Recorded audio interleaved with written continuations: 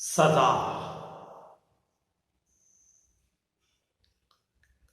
लेखिका मन्नो भंडारी की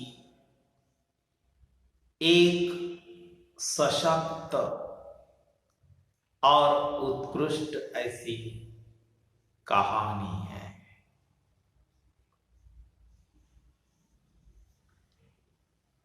सजा शीर्षक कहानी में लेखिका मनु भंडारी ने आज की न्याय व्यवस्था,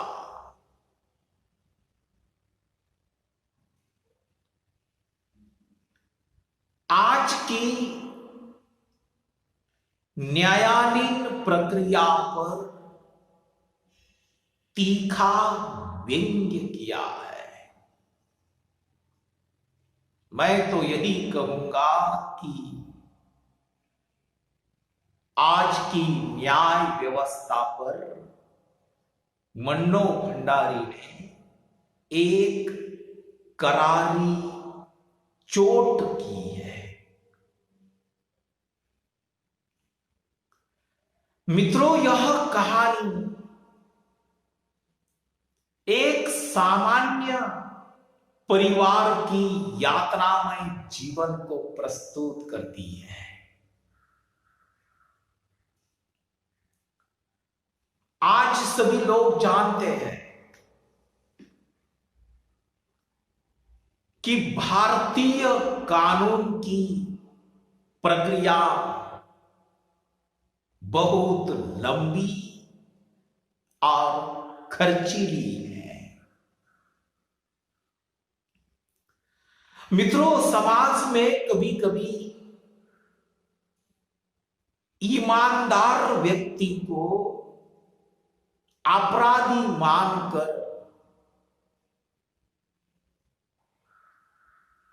उसे कटघरे में खड़ी कर देती है।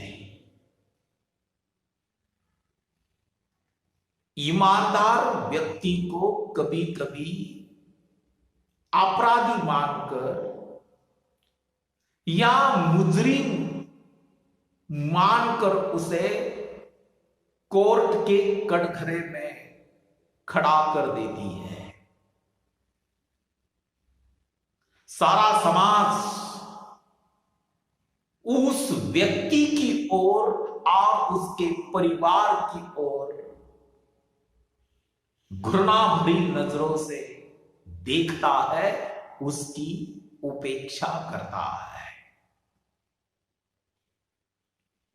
यानी इस प्रकार कोर्ट की सजा से भी बढ़कर सजा बिना किसी अपराध के सारे परिवार को भुगतनी पड़ती है और इससे एक सुखी परिवार तहस नहस हो जाता है, बिखर जाता है और उस व्यक्ति तथा उसके परिवार को अंतहीन यातनाओं का सामना करना पड़ता है। आज की न्यायालयीन प्रक्रिया को देखा जाए, आज की भ्रष्ट न्याय व्यवस्था को देखा जाए तो अपराध कोई और करता है, सजा कोई और भुगतता है। यानी लेखिका मन्नो भंडारी ने सजा शीर्षक कहानी में एक सामान्य मध्यवर्गीय परिवार की यातनामय जीवन का चित्रण किया है। इस कहानी का प्रमुख पात्र आशा के पप्पा को ऑफिस में 20,000 रुपए हड़प लेने के झूठे आरोप में सजा हुई। आशा के पप्पा ऑफिस में नौकरी करते थे और ऑफिस के 20,000 रुपए हड़प लेने के झूठे आरोप में नौकरी से तो निकाला था, परंतु इन 4 सालों में बहुत कुछ हुआ, यानी पूरा परिवार 4 सालों में बिखर गया। पापा को 2 साल की सजा सुनाई गई। आशा के मामा कृष्णकांत, आशा के मामा कृष्णकांत इंग्लैंड से जैसे ही भारत लौटे, अपनी बहन अलीगढ़ में आए। मामा कृष्णकांत हाई कोर्ट को अपील मंजूर करने के लिए भाग दौड़ कर रहे थे और उन्होंने अपील मंजूर करवाया।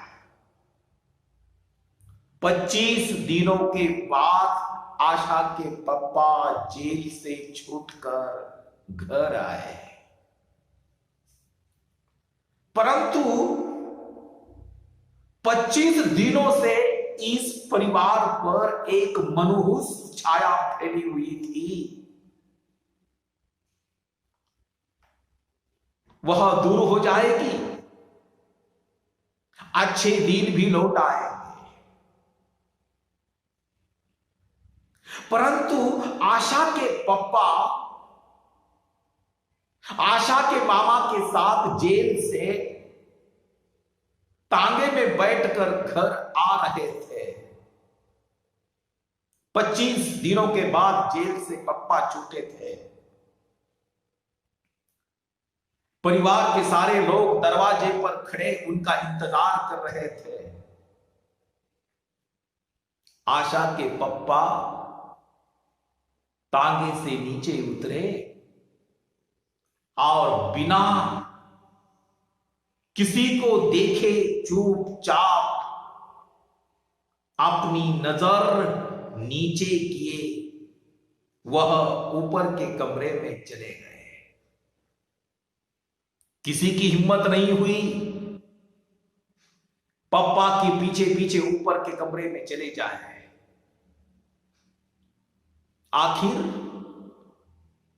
आखिर आशा की दादी ने अम्मा को ऊपर भेजा।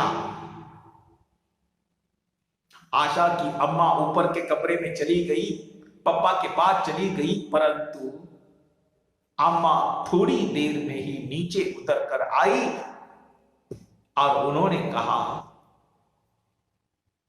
कि आशा के पप्पा ने दरवाजा नहीं खोला।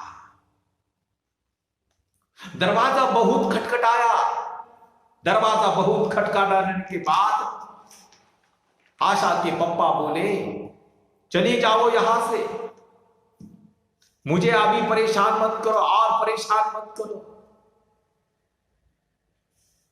उस दिन पहली बार आशा का मन बहुत रोया था। क्या हो गया पप्पा को? 25 दिनों बाद घर में घुसे। अरे प्यार करना तो दूर था, इन बच्चों की ओर देखा तक नहीं पप्पा ने। आशा को नहीं देखा, छोटे मुन्नू को भी नहीं देखा। परंतु शाम हो गई। शाम को घर के सब लोग ऊपर के कमरे में आए, पापा के पास चले गए। दादाजी, दादी मां, कृष्णकांत मामा, उमेश चाचा, मुन्नू, आशा, अम्मा। शाम के समय घर के सभी लोग ऊपर के कमरे में गए। पप्पा ने दरवाजा खोला, पर पप्पा ने किसी से भी बात नहीं की। बस पप्पा ने तकियों में अपना मुंह छुपाकर पड़े हुए थे।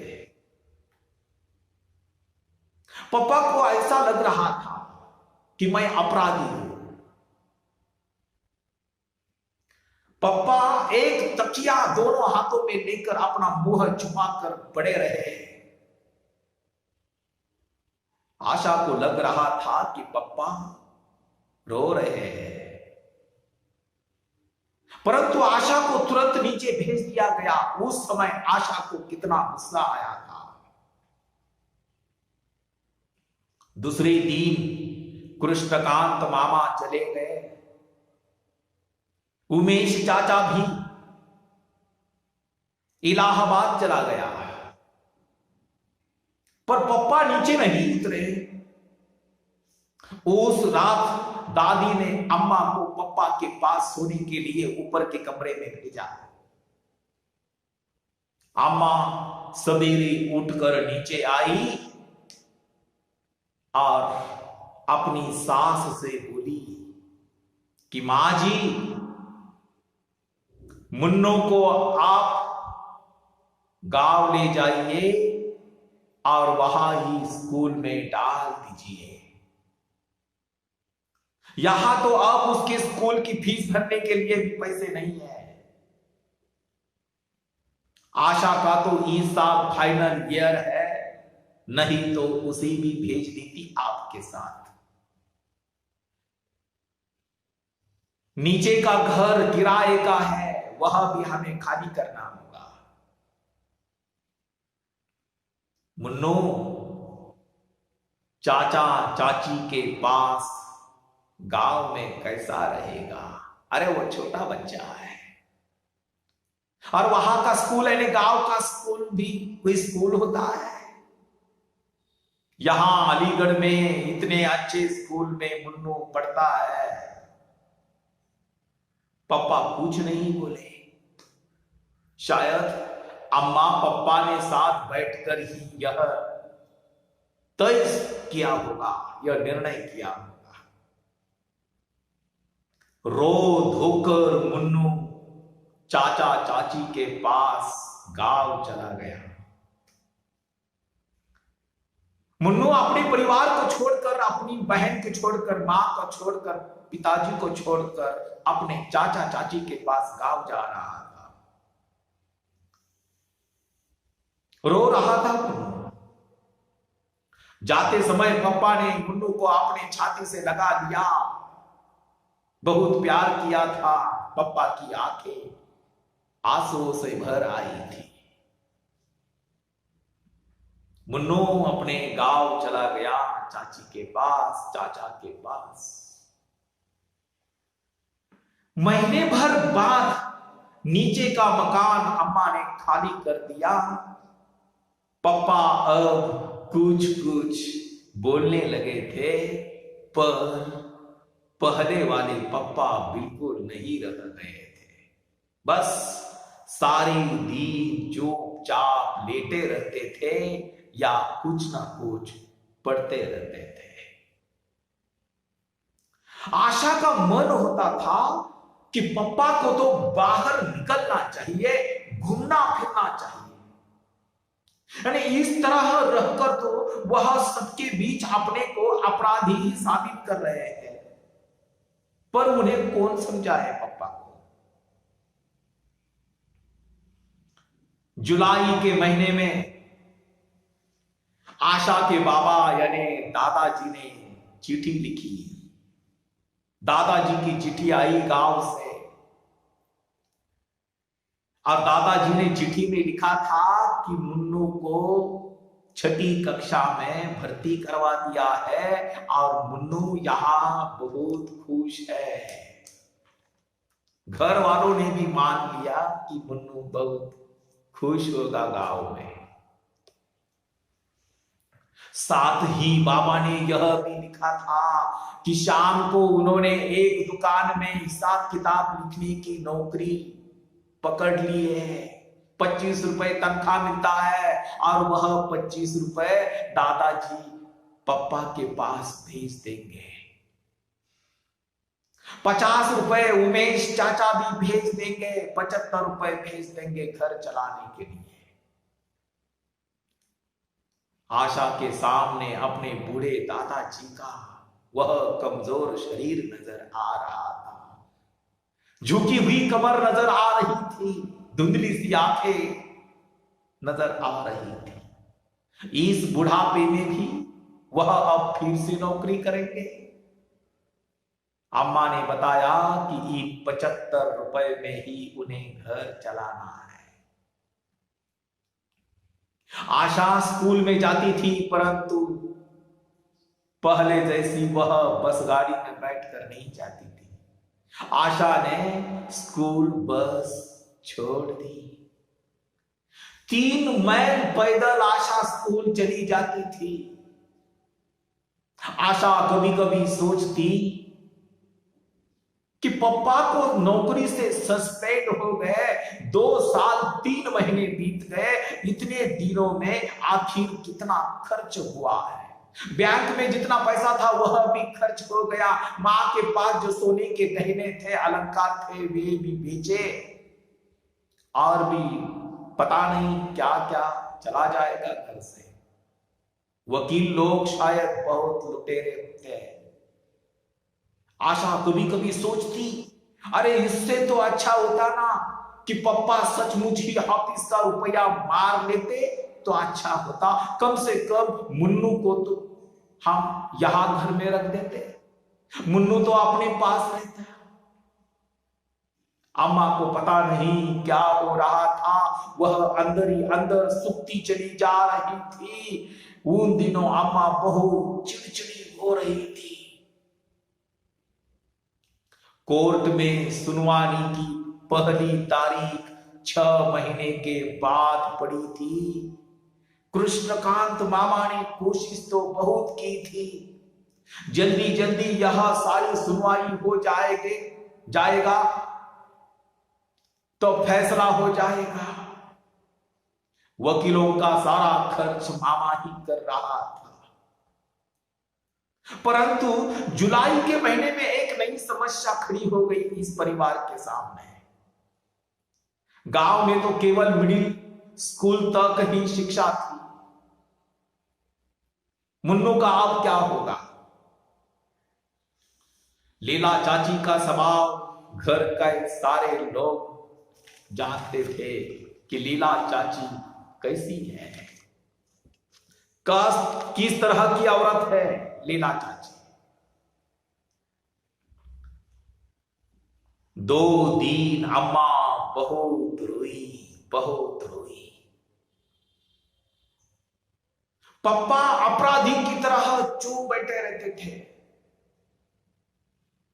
2 दिनों के बाद अम्मा पप्पा से बोली, मैं सोचती हूं कि आशा को भी वही मुन्नू के पास गांव भेज दिया जाए, वही कॉलेज में भर्ती हो जाएगी। लीला का स्वभाव तो तुम जानते ही हो। आशा मुन्नू के पास रहेगी तो मुन्नू को तसल्ली तो रहेगी। कृष्णकांत मामा अपने ही किसी काम से दिल्ली आए थे और लौटते समय कृष्णकांत मामा अलीगढ़ आ गए और अम्मा ने उन्हीं के साथ आशा को इलाहाबाद भेज दिया था मुन्नू के पास। अम्मा की हालत देखकर घर का अधिक काम आशा ही संभालती थी, आशा ही करती थी घर का काम। परंतु मां ने आशा को उसके मामा के साथ चाचा के घर भेज दिया। यह लड़की स्कूल में जाने वाली लड़की इतनी समझदार बन गई थी। वह सोच रही थी कि मैं मुन्नू के पास जा रही हूं, चाचा के पास जा रही हूं, क्योंकि इधर घर में मेरे कॉलेज का खर्चा कौन करेगा, स्कूल का खर्चा कौन करेगा। परंतु यह लड़की यह भी सोच रही थी कि मैं चाचा के घर जा रही हूं, मुन्नू के पास जा रही हूं, भाई के पास जा रही हूं कि भाई मुन्नू को तसल्ली हो जाए, मेरा सहारा हो जाए, कम से कम वह रात के समय मेरी गोदी में सो जाए। ये मां सोच रही थी।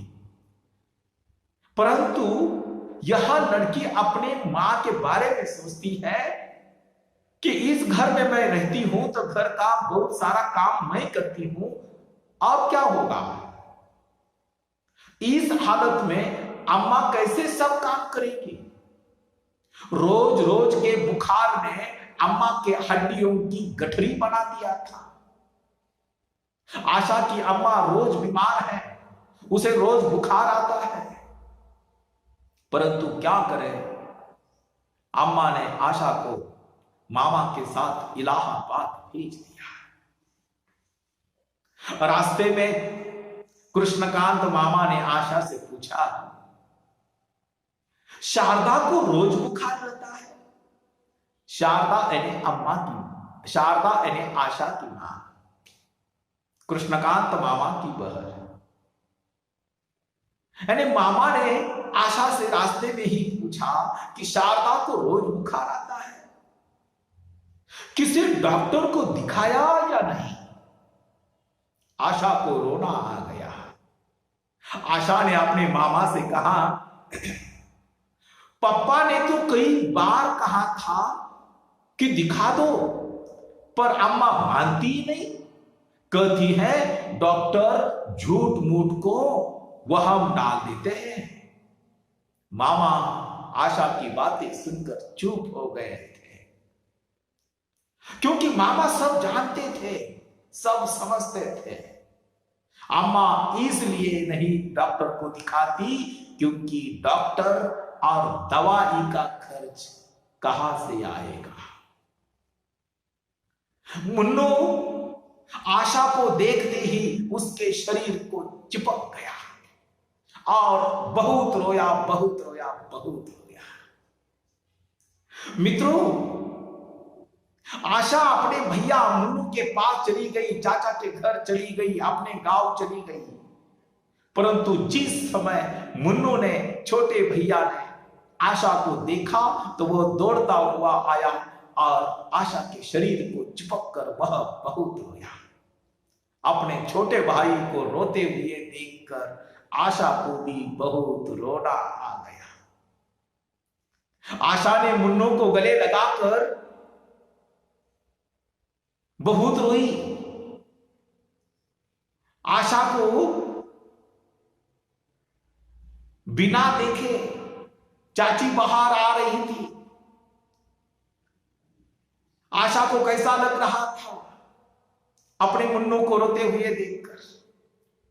आशा समझ रही थी कि मुन्नू लिपट लिपट कर रो रहा है, इसका मतलब क्या है। आशा अपनी चाची से बातें कर रही थी और उन्हें आशा का आना अच्छा नहीं लग रहा था। मित्रों, संकट के समय में कोई किसी का नहीं होता, इसका जीवंत उदाहरण यह है कि चाची के पास, चाचा के पास आशा का छोटा भाई पहला ही आ चुका है और फिर आशा भी आ गई।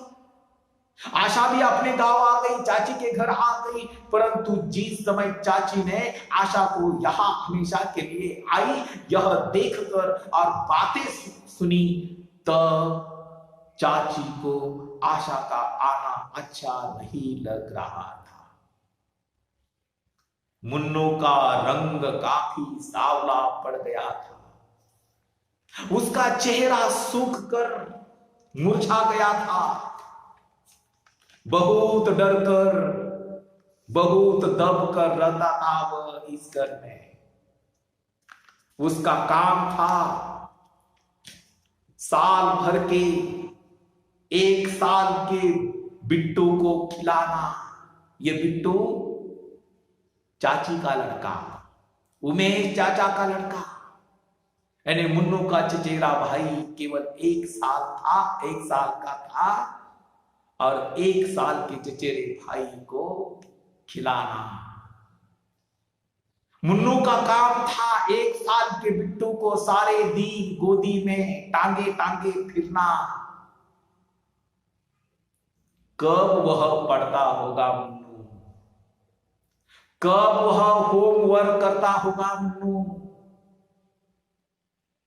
रात को जब वह सोने के लिए अपनी बहन के पास आया। मुन्नू आशा के पास सोने के लिए आया तो बहुत धीरे से बोला, दीदी दीदी कल मुझे बुढ़िया के बाल खिलाना। मुन्नू अपने आशा से कह रहा था, अपनी दीदी से कह रहा था कि दीदी कल मुझे बुढ़िया के बाल खिलाना। टिल्लू